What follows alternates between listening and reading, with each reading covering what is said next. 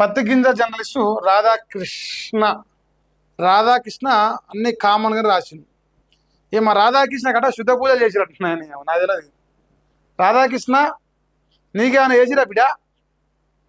నీకు చేసిన తప్పేం లేదు. కానీ రాష్ట్ర నాశనం కోసమట హరీషు శుద్ర పూజలు చేసినట.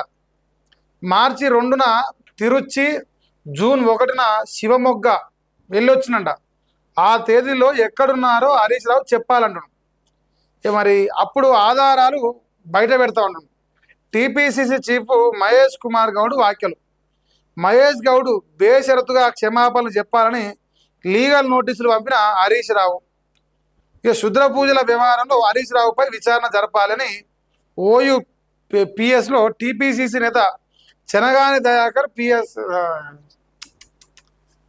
దయాకర్ అట మంత్రాలు శుద్ర పూజలు చేసిందా చేయలేదా అని విచారణ జరపాలని కేసు పెట్టినావా? అమ్మో మంచిగానే ఉందిరా నాయన.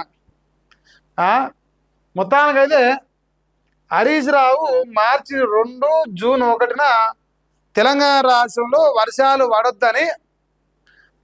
పడకుండా ఉండని భూమండలం మొత్తం వర్షాన్ని ఆపేందుకు శుద్ర పూజలు చేసినట్ట. ఇంత సింపుల్ అనే వర్షాలు నాపడం కానీ వర్షాలు పడేయడం కానీ ఇంత సింపుల్ అయితే రేవంత్ రెడ్డి నీ ఇష్టం వచ్చిన దేశానికి నీ ఇష్టం వచ్చిన ప్లేస్కి పోయి నువ్వు చేసిరా శుద్ర పూజలు. వర్షాలు పడేటట్టు చేయి, నువ్వు ఆయన పడకుండా చేసినట్టుగా. నిజంగా మంత్రాలకు చింతకాయలు రాలుతాయితే మరి వర్షాలు పడకుండా ఆయన చేసిండు. ఆయన కాడ పైసలు ఉన్నాయి చేసిండు. మీకు అంతకంటే ఎక్కువ పైసలు ఉన్నాయి కదా. మీరు కూడా వర్షాలు పడేటట్టు చేయలేలా? ఇప్పుడు చెడు చేయడం సాధ్యమైనప్పుడు మంచి చేయడం కూడా సాధ్యమే కదా. మరి హరీష్ రావు అంటే శుద్ధ పూజ చేసినట్టునే మా మహేష్ కుమార్ గౌడ్ దగ్గర సాక్ష్యాలు ఉన్నాయట. మరి హరీష్ రావు ఈ డేట్లలో ఏడ ఉందో చెప్తే ఆయన అసలు సాక్ష్యాలు బయట పెడతాడ. మరి ఆయన చెప్తాడో చెప్పడో కానీ నువ్వే బయట పెట్టరాదు. మరి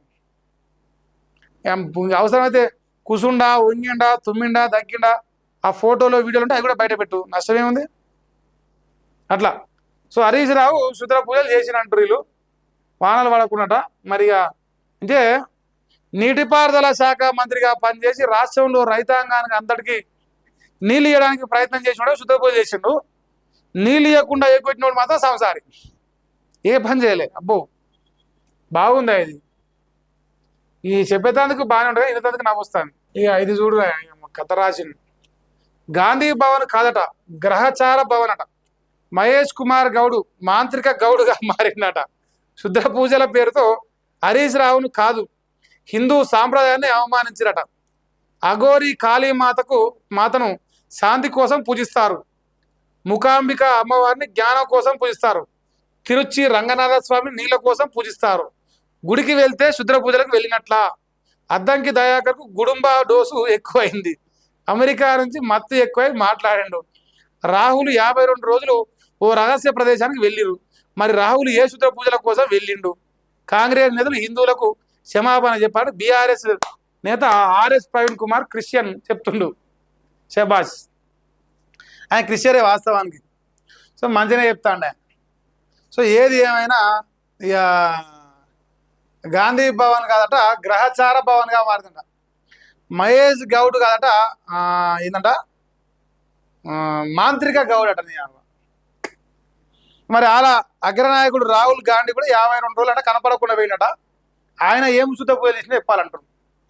ఆయన దేవుళ్ళ పూజలు చేసిండ, దేవుళ్ళ పూజ అయితే తప్ప అని హిందూ సాంప్రదాయాన్ని హిందువులను అవమానిస్తారు. మరి హిందువులకు క్షమాపణ అంటే ఇప్పుడు ఆర్ఎస్ ప్రవీణ్ కుమార్ గారు మీరు గమనించాలి. కాంగ్రెస్ అంటే ముస్లిం అంటే కాంగ్రెస్. వాళ్ళు ముస్లింలను ఏమైనా అవమానిస్తే ఎప్పుడు క్షమాపణ చెప్తాం.